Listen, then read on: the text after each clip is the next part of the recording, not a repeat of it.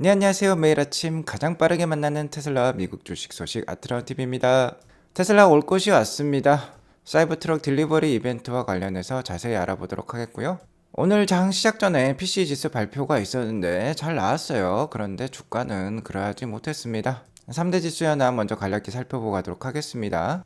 개장 전에 발표되었던 매크로 지표가 있었죠. 바로 PC 물가 지수가 되겠습니다. CPI 지수와 함께 매달 발표되는 물가 지수인데요. 연준의 금리 정책에 있어서 가장 중요한 지표가 바로 PC 물가지수, 그 중에서도 근원 PC 지수가 되겠습니다. 식료품과 에너지와 같은 변동성이 큰 제품들을 뺀 나머지의 물가지수가 되겠어요. 10월달 근원 PC 지수가 우리 시간 어제 장 개장 전에 발표가 되었어요. 전년 동기 대비로는 3.5% 상승, 전월 대비로는 0.2% 상승하는데 그쳤는데요. 전문가 예측치에 부합하는 수준이었습니다. 자, 그리고 9월달 PC 지수 바로 전월이라고 볼 수 있겠죠.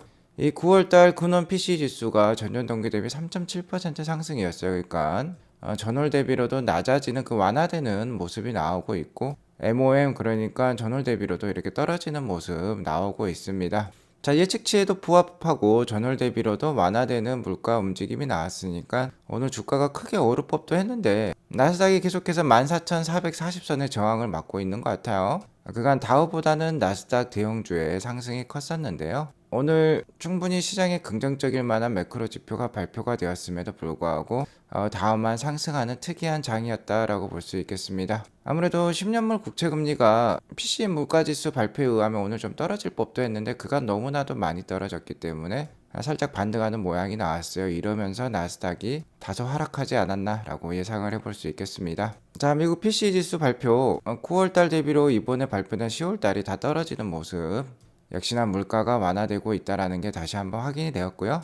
그럼에도 불구하고 오늘 나스닥이 상승하지 못했던 이유는 여기 7월 달에 14,440이라는 저항 라인에 지금 닿아 있기 때문에 정고점 징후가 나오고 있다고 볼 수 있겠어요. 분명히 쉬어가는 흐름이 나올 법하다라고 말씀을 드려왔죠. 자, 많이 쉬어가면은 13,500 정도, 그리고 13,000선 정도까지도 내려올 수도 있겠습니다. 내려온다라고 하면 글로벌 최우량 자산 중에 하나인 나스닥을 추매로서 대응하실 필요가 있겠다라고 말씀을 드리겠고요. 자, 여기서 내려갈지 올라갈지 그 누구도 모릅니다. 만약에 강력하게 상승을 해낼 수 있다라고 하면은, 특히 미국 4분기 기업들의 실적이 좋다라고 하면은 또 뛰어넘을 수도 있겠죠. 그렇게 되면 새로운 상승 트렌드도 시작될 수 있습니다. 투자에 참고하시기 바라겠고요. 자, 오늘 다우는 1.5%대 크게 올랐죠. 다우와 관련된 종목들은 이렇게 하단에 많이 자리 잡고 있습니다. 자, 그리고 이쪽에도 자리 잡고 있죠. 그래서 좀 밝은 초록색을 띠고 있는데 나스닥과 관련된 이쪽에 왼쪽 상단에 있는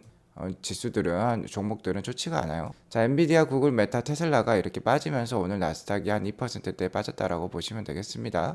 자, 그리고 오늘 새벽에 확인해본 FOMC 금리 동결 확률은 95.6%가 나오고 있습니다. 다음 FOMC 회의는 12월 13일에 있어요. 자, 2주 앞으로 다가왔는데 오늘 PC 결과에 따르면 이게 한 100%가 돼도 괜찮을 것 같은데 100%까지는 올라오진 않았네요. 아직까지 시간이 남아 있으니까 95%대 확률을 보이고 있다고 볼 수 있겠고, 금리 인상 확률은 4%대 정도밖에 안 됩니다. 정말 이제 금리 인상은 끝났다라고 볼 수 있겠고, 역시나 시장이 기대하는 건 언제 금리 인하에 돌입하느냐예요. 지금은 5월 달로 보고 있는데요. 최근에 미국 GDP 발표가 상당히 높은 수치가 나왔는데 GDP 수치가 특히 내년 1분기로 가면서 좀 낮아지는 모습이 나온다라고 하면은 금리 인하 시기가 좀 더 앞당겨질 수도 있습니다. 투자에 참고하시기 바라겠고요. 테슬라는 금일 1.66% 하락한 240불로 마감을 했습니다. 애프터에서도 좀 빠지는 모습이 나오고 있는데요. 사이버트럭 딜리버리 이벤트에 대한 실망감의 표현일까요? 저 개인적으로는 그렇게 실망할 필요는 없다라고 생각을 하는데, 일단은 뉴스에 팔자라는 모습이 나오고 있는 것으로 판단이 됩니다. 자, 하지만 이렇게 계속해서 저점을 높여가고 있는 모습이 나오고 있으니까요. 연말까지 그래도 좀 괜찮은 모습 나오지 않을까 예상을 해보도록 하겠습니다. 주가가 여기서 많이 빠진다라고 하면 230불에서 좀 지지를 일단 한 차례 좀 받지 않을까도 말씀을 드릴 수가 있겠네요. 아마 많은 다른 유튜버 분들께서 사이버트럭 딜리버리 이벤트와 관련해서 실시간 중계를 해주셨을 것 같은데요. 저는 오늘 가이드 추어처럼 오늘 설명을 해드리도록 하겠습니다. 자, 사이버트럭 인도식에 오신 것을 환영합니다. 일단은 자, 이 입구를 넘어서면은 사이버트럭을 만나보실 수 있으세요.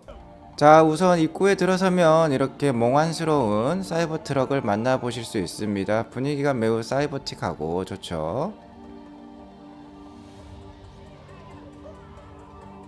상당히 사이버 트럭을 닮은 프론트 데스크를 만나보실 수 있고요. 여기에서 티켓 체크를 통해서 인도식에 입장하실 수 있겠습니다. 자, 입장을 하시면 먼저 사이버 트럭의 외골격 바디를 만나보실 수 있겠어요. 기가 캐스팅을 통해서 이렇게 프론트 바디도 찍어내고 리어 바디도 찍어내게 되는데요. 상당히 매끈한 모습 볼 수 있습니다. 여기 보시면 리어 바디도 있죠. 자, 사진으로 보시면 이런 모습입니다. 자, 이 앞에 있는 이 프론트 바디와 리어 바디, 뒤에 있는 리어 바디 모두 9,000톤급의 기가 캐스팅으로 찍어내게 되고요. 테슬라에 의하면 이 프론트 바디와 리어 바디가 세계에서 가장 큰 차체 바디 캐스팅이라고 합니다. 한 번에 찍어내는 바디로서는 가장 크다라고 볼 수 있겠고, 아주 튼튼한 바디를 자랑한다라고 해요. 자, 전면부 캐스팅을 보면 정말 어마무시하죠. 엄청나게 크고 단단한 쇳덩이를 만나보실 수 있습니다. 자, 그 다음에는 이제 생산 라인 영상이 되겠어요. 이러한 바디가 이렇게 이제 조립이 되는 모습들이 이렇게 생산 라인을 통해서 확인해 볼 수 있습니다. 조립되는 과정들이 지금 나오고 있어요. 직접 이렇게 만나보실 수 있겠습니다. 자, 그리고 바디가 만들어졌으면은 시트랑 그리고 배터리 팩이 당연히 들어가야 되겠죠. 여기 보시면 구조 배터리 팩이 나와요. 구조 배터리 팩과 시트가 지금 조립되어 있는 모습이 나오는데요. 좀 전에 보셨던 그 바디에다가 이 시트가 구조 배터리 팩으로 들어간다라고 보시면 되겠습니다. 자, 다시 한번 이 바디인 화이트, 그러니까 차체를 보시면 밑이 뻥 뚫린 모습을 확인해 볼 수 있어요. 자, 밑에는 그러니까 골격이 없는 거죠. 바디가 없는 건데 이 배터리 팩 자체가 바디 역할을 한다라고 보시면 됩니다. 또 하나의 차체가 배터리 팩으로 이루어진다라고 볼 수 있겠고, 이 배터리 팩 안에 배터리들이 4680 배터리가 되겠죠. 이게 지금 어마무시하게 많이 들어있다라고 보시면 돼요. 그 위에 이렇게 시트를 올려가지고 차체를 어느 정도 완성한다라고 보시면 되겠습니다. 자, 그 다음에는 이제 구동 라인이 있어야 되겠죠. 바디와 배터리가 만들어졌으니까 모터와 함께 조향 장치가 들어가야 될 것입니다. 여기 보시면 스티어 바이 와이어라는 말이 있는데요. 테슬라 사이버 트럭의 조향은 전자식으로 이루어지고 모델 S보다도 회전 반경이 작다라고 해요. 굉장히 민첩한 그런 움직임을 보여주는 거대한 트럭이라고 볼 수 있겠습니다. 자, 한마디로 비유하자면 헤비급 복서가 뭐 50kg 때 정말 라이트한 복서처럼 움직일 수 있다라는 거예요. 그렇게 아웃 복서를 할 수 있는 게 바로 테슬라다. 사이버 트럭이다 라고 볼 수 있겠고요. 지금 보시는 건 에어 서스펜션입니다. 정말 어마무시하게 크다라고 볼 수 있겠죠. 테슬라의 한 엔지니어에 의하면 굉장히 품질이 좋고 개선이 많이 되었다라고 하고요. 자, 이 에어 서스펜션 안에는 420리터의 공기가 들어간다라고 합니다. 어마무시한 공기라고 볼 수 있겠죠. 그러니까 차체를 크게 올렸다가 내렸다가 조절도 할 수 있고 강력한 외부 충격에도 차체를 잘 보호할 수 있겠죠. 자, 그래서 이런 차체와 구동 장치들이 이렇게 합쳐진 모습을 지금 보실 수 있고요. 조립 라인이 지금은 멈춰 있지만 오늘은 딜리버리 이벤트이기 때문에 멈춰 있지만 이제 가동이 되게 되겠습니다. 보시면은 구동계랑 시트랑 구조 배터리 팩이랑 앞에 프론트까지 다 합체되어 있는 모습 확인해 볼 수 있고요. 자, 여기에다가 타이어라든지 뒤에 리어 베드를 만들어내면 이제 사이버 트럭이 완성이 되겠죠. 자, 여기 사진을 보니까 뒤에 트렁크 공간 밑에도 또 하나의 공간이 있는 것으로 확인이 되고 있습니다. 사이즈도 괜찮다라고 해요. 그래서 적재량도 굉장히 크겠다라고 볼 수 있겠고, 타이어도 만져보니까 굉장히 크고 튼튼하다라고 합니다. 그리고 이제 유리창도 달아야 되겠죠. 전면 유리창 같은 경우는 사람 크기보다 더 큰 모습을 보여주고 있어요. 어마무시한 크기를 자랑하고 있고, 여기 보시면 사이버 트럭의 프렁크 바디 라인이 또 보여주고 있어요. 테슬라 최초의 파워 게이트라고 합니다. 그러니까 프렁크 역시 사람 손으로 움직이는 게 아니라 전자식 버튼을 통해서 여닫는 게 가능한 것으로 파악이 되고 있고요. 여기 보시면 LED 라이트가 있는데 LES 라이팅이라고 지금 칭하고 있어요. 시중에 그러니까 글로벌에 존재하는 승용차 중에 가장 긴 라이트를 자랑한다라고 합니다. 어쨌든 이 프렁크를 열게 되면 프렁크 적재 공간이 또 나오게 되고 이를 두 사람이 앉을 수 있는 벤치라고 칭하고 있네요.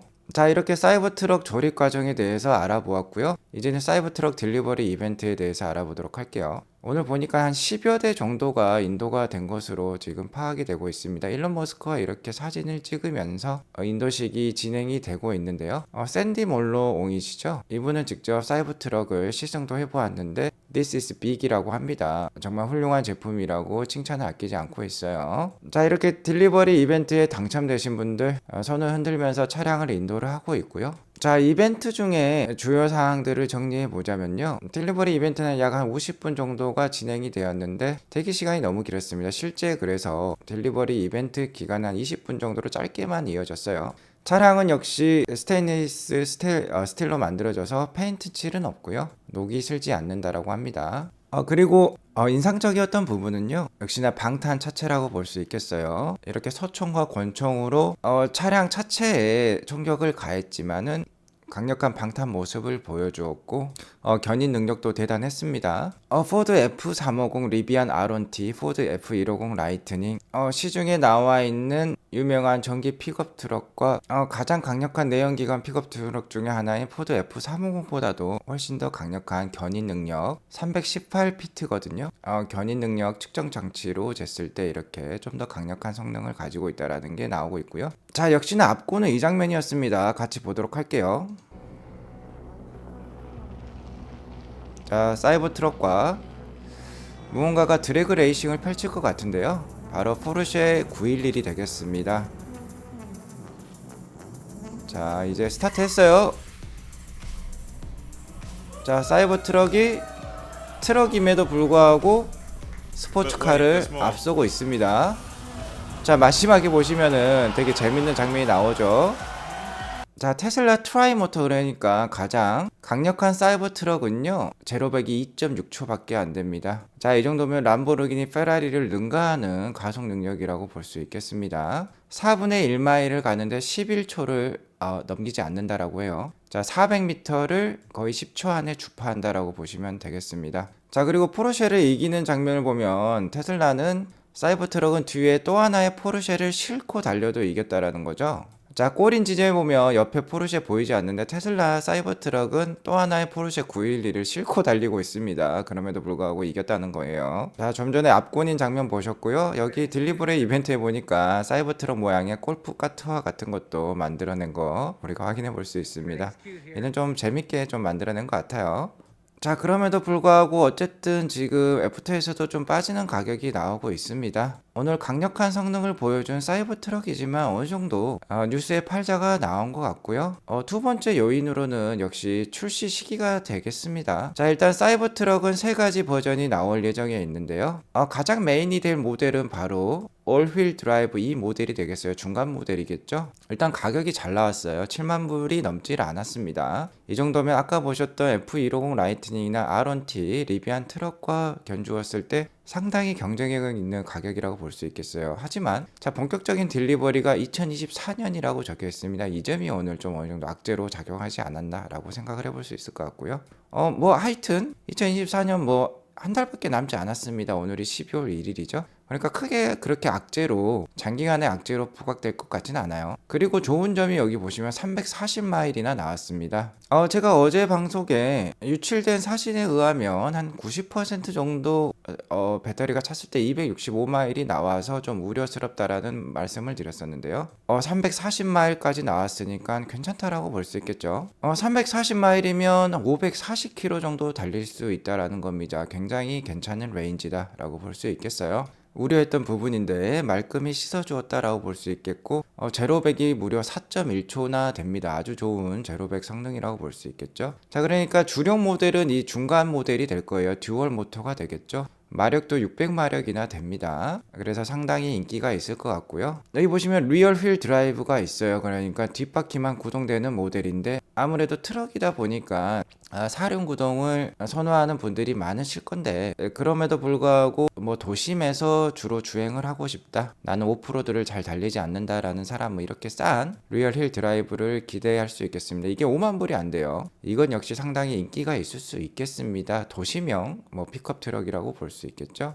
2025년에 나와서 좀 안타까운 점은 있어요. 한 1년은 더 기다려야 되겠다라고 볼 수 있겠고, 자, 좀 전에 압권이었던 포르쉐와 경쟁을 했던 모델이 바로 이게 되겠습니다. 사이버 비스트라는 모델이 되겠어요. 96,000불이에요. 자, 하지만 제로백 성능이 2.6조밖에 안 되기 때문에 또 하나의 스포츠카라고 볼 수 있겠죠. 뭐 람보르기니 페라리를 능가하는 트럭이다 라고 보면은 상당히 괜찮은 가격이 되겠습니다. 9만 불 대면 뭐 람보르기니나 페라리는 뭐 20만 불 30만 불이 넘어가겠죠. 자, 이 모델은 레인지는 좀 낮아요. 올휠 드라이브가 340마일이면 이건 320마일로서 레인지는 낮지만 제로백 성능이 우수하고 845 무려 845마력의 힘을 가지고 있습니다. 강력한 힘과 성능을 원하면 이 모드를 사시면 되겠어요. 바로 어제 말씀드렸던 이 비스트 모드가 이 모델에 해당한다라고 볼 수 있겠습니다. 테슬라 가이드 투어 상에도 이 845마력에 달하는 비스트 모드를 전시를 해 놓았어요. 어쨌든 이 모델은 이 사이버 비스트에 해당한다라고 보겠습니다. 자, 역시나 최근 주가 반등 잘 있었고 뉴스에 팔자라는 소식 때문에 좀 안 좋은 모습이 나오고 있지만, 역시나 사이버 트럭은 제품상으로는 훌륭했다라는 게 다시 한번 입증이 되었고 계속해서 다른 테슬라 모델의 후광 효과를 줄 수 있겠습니다. 더욱더 내년이 기대되는 테슬라이기 때문에 계속해서 아트란 TV와 함께 행복한 테슬라 투자 이어나가시면 좋겠어요. 오늘 이것으로 방송을 마치겠고요. 오늘 방송이 도움이 되었으면 구독과 좋아요 알람 설정 꼭 눌러주세요. 행복한 금요일 되시기 바라겠습니다. 감사합니다.